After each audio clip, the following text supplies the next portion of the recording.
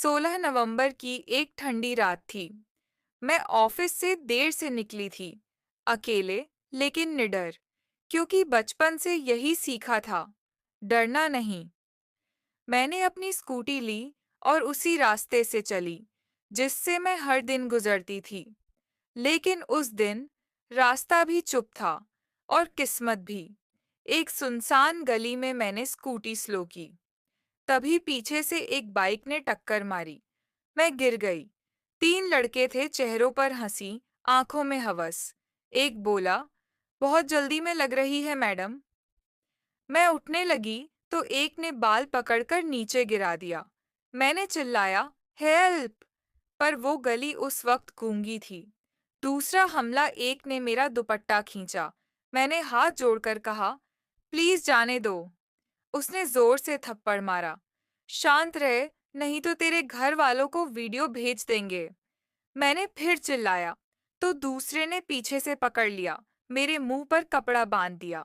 अब आवाज भी नहीं निकल रही थी और आसमान भी चुप था। नोचते हुए उन दरिंदों ने मुझे एक सुनसान कमरे में घसीटा। कमरा छोटा था, बदबूदार, जैसे कई कहानियां वहां पहले भी दम तोड़ चुकी हों। पहला लड़का मेरे ऊपर झुका, मुझे पकड़कर जमीन पर दबा दिया। तू बहुत स्मार्ट बनती है ना, अब बोल। उसने मेरे कपड़े फाड़े।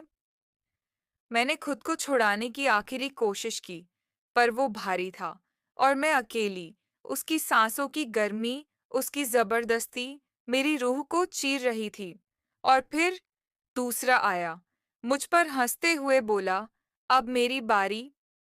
उसने अपने जूते से मेरे चेहरे पर मारा और मेरे शरीर को, शरीर नहीं, जैसे मिट्टी समझ लिया।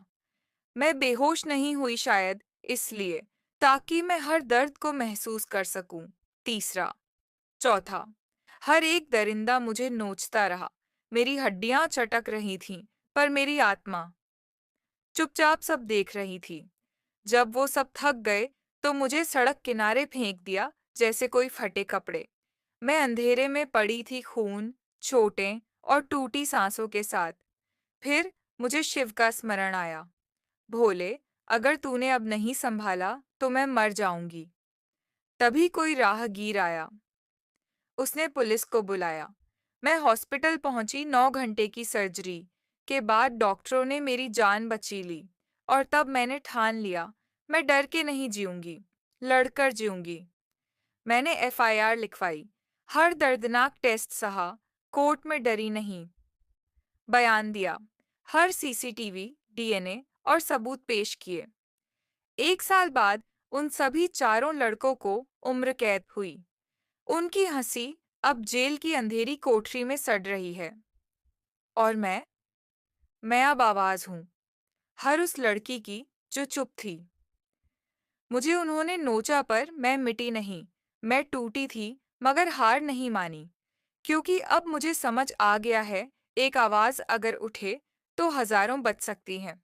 अब बस एक ही बात कहनी है, हक के लिए लड़ो, डरना नहीं चाहिए।